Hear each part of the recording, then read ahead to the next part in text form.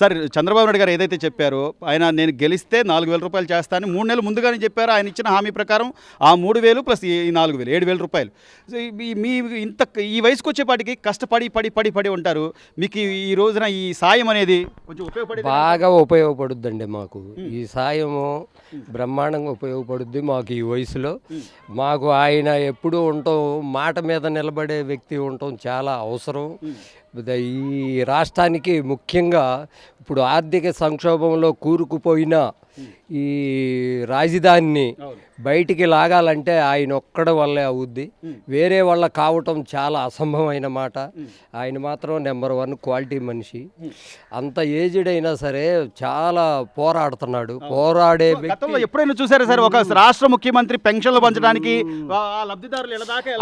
ఒక రాష్ట్ర ముఖ్యమంత్రుడు అయ్యుండి ఇళ్ల దాకెళ్ళి ఆయన శ్రమ అనుకోకుండా భావి భవితవ్యానికి ఆయన ఉండటం పునాది రాళ్ళు అండి. ఉద్యోగ అవకాశాలకు మెగా డిఎస్సి మీద సంతకం కానివ్వండి, లేదా ల్యాండ్ టైటిలింగ్ యాక్ట్ రద్దు మీద అవునండి, వాటి కోసమే కదా మా ఆశ కూడా. మా పిల్లలు కూడా అదిగోండి చదువుకొని మా పిల్లల కోసం మా కోసం మేము ఆశపడుతున్నామండి. మా బిడ్డలు బాగుంటే భవిష్యత్తు బాగుండాలని ఉద్యోగ అవకాశాలు అదేనండి మా ఆశ. ఉద్యోగాలు ఉంటాయి. మా ఆశ కూడా అదే. మా బిడ్డల కోసం మా బిడ్డల భవిష్యత్తు బాగుండాలని మేము ఆశపడుతున్నాం. జగన్మోహన్ రెడ్డి అంటున్నాడు మా అమ్మలక్కల ఆశీర్వాదాలు లేకపోతే మా అవ్వాతాతల ప్రేమాభిమానాలు అవన్నీ అబద్ధాలండి.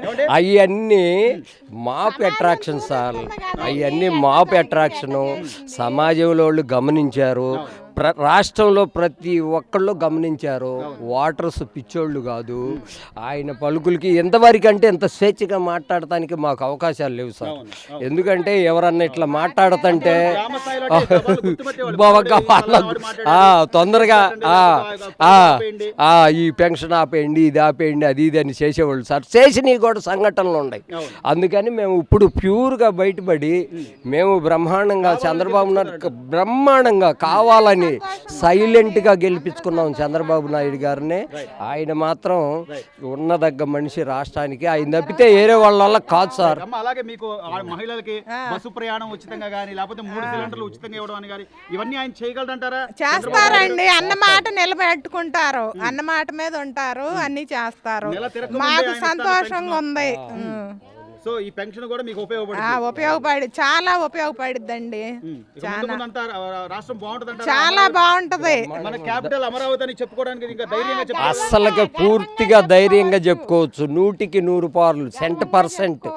ఇక ఎప్పటికి జీవితంలో మనం డౌట్ పడాల్సిన అవసరం కూడా లేదు సార్. అమరావతి మాత్రం స్థిరస్థాయిగా ఉండటానికి 100 అవకాశాలు. మాకు అదే సంతోషం. చంద్రబాబు నాయుడు అంటే నాయకుడే ఉండాలి. కొన్ని తపాలు కాదు సార్, ఎప్పటికీ ఉండటం అవసరం.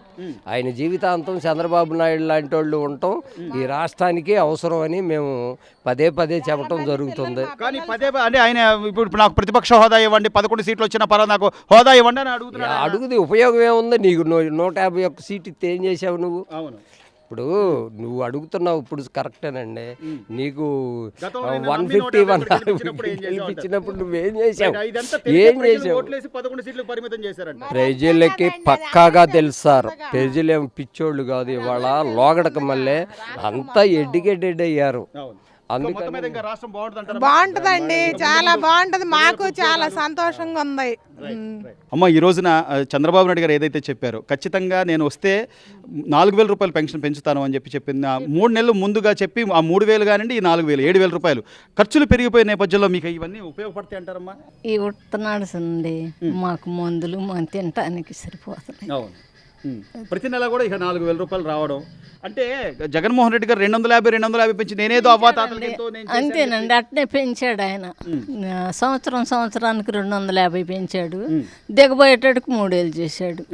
ఇంకా మొదటి నెలలోనే 4,000 అన్నాడు. మళ్ళా 4,000 కలిపాడు. ఇప్పుడు 3,000 చెప్పాడు కాబట్టి ఆయన అన్నమాట తప్పకుండా మాకు నెరవేర్చాడు. చంద్రబాబు నాయుడు నాయకుడు కావాలమ్మా, ఇంకా ముందు అలాంటి నాయకుడే అట్లాంటి నాయకుడే ఉండాలండి మాకు. అది ఎందుకని అంటే రాష్ట్ర అభివృద్ధి కోసమా లేకపోతే ఏదో పెన్షన్లు? ఇప్పుడు మేము పెన్షన్లు కాదండి, పెన్షన్లు ఎన్నాళ్ళు తింటాం కానండి. ఇప్పుడు మా మనవాళ్ళు ఉండారనుకో, చదువుకున్నారు, వాళ్ళకు ఉద్యోగాలు దగ్గరలో ఉండాలా. మమ్మల్ని వదిలిపెట్టి ఆడో ఉంటారు. మరి మాకు మంచి చెడ్డ చూసేది ఎవరు? అవును. ఆ? అలాగే మనకి గ్రామీణంలో మీకు ఇక్కడ రాజధాని కావాలనే మేము పోరుకులాడుతున్నామండి. వేసింది కూడా అదే మాకు. ఆయన వస్తే మనకి మంచి చేస్తాడు, మనకు పొలాలైనా స్థలాలైనా కొంచెం రేట్లు వస్తాయి, బాగా బతుకుతాం అనేటువంటి ఆలోచనతో వేసామండి. కానీ గత ప్రభుత్వం అదంతా కమ్మోళ్ళది, కమ్మ రాజధాని, అది దాని మీద ఏదో బురద చల్లబోయారు కదమ్మా. అదే జనాలు అవన్నీ నమ్మారంటారా వస్తుంది. దాన్ని? ఎందుకు నమ్ముతామండి? ఓటింగ్ వేసేటప్పుడు కూడా నాయుళ్ళకి అనేది మేము ఇవ్వమన్నారు, అవును. ఏమన్నారు, మేమేం బాధ పెట్టలే వాళ్ళని. మళ్ళీ తర్వాత ఏం ఆలోచించుకున్నారు మా ప్రెసిడెంట్ గారు, ఆయన మీరు ఇవ్వకపోతే నేను ఇస్తాను, నేను ప్రెసిడెంట్గా ఉంటే నన్ను గెలిపించారు, నా వాళ్ళకి నేను ఇచ్చుకుంటాను బ్యాంకులో డబ్బు అన్నాడు. అవును. అనేటప్పటికి వీళ్ళు సో అమ్మ అంటే నేనేమంటానంటే ఈ రోజున పల్లెటూర్లలో కూడా కనీసం కాలువలని లేకపోతే లైట్లని ఏ వ్యవస్థ కూడా లేకుండా గతంలో కనీసం మనకి ఏదైనా మంచి చేయాలంటే ప్రెసిడెంట్ గారి దగ్గరికి వెళ్ళి అయ్యా నాకు ఇది కావాలి, మాకు ఇది లేవు అని చెప్పుకునే పరిస్థితి ఉండేది. గత 5 ఏళ్లలో అసలు అట్లా ఏమైనా ఉందా? లేదుగండి.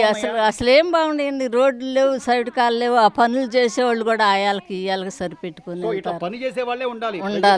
ఆయన ఉంటే వస్తారండి చంద్రబాబు అండి. చంద్రబాబు గారు ఉంటే మటుకి ఖచ్చితంగా టయానికి వస్తారు, టయానికి చేస్తారు, టయానికి వెళ్ళిపోతారు. ఇక మనం చెప్పిన వాళ్ళకి ఈ ప్రభుత్వంలో ఆయన చేయడమే కాదు, చేయించడం కదా, ఆయన కూడా చేస్తున్నాడు. ఇప్పుడు ఆయన పెన్షన్లు ఆయన కూడా పంచుతున్నాడు. అవును. రాష్ట్ర ముఖ్యమంత్రి ఈ పెన్షన్లు పంచడం ఎప్పుడైనా విన్నారా? లేదు కండి. డిప్యూటీ సీఎం పవన్ కళ్యాణ్ ఆయన అన్న మాట మాకు నెరవేరుతున్నాడు. ఏదైతే అన్నాడు అది నెరవేరుతానన్నాడు. రాజధాని నేను చేస్తానన్నాడు. పోలవరం ప్రాజెక్టు ఆడేసింది ఆడే మళ్ళీ మొదలెత్తుకోవాలన్నాడు. ఇవన్నీ చూస్తున్నాం కండి. ఆయన చూసేసేమంతా కావాలి కావాలి. ఉండాలి. అవును.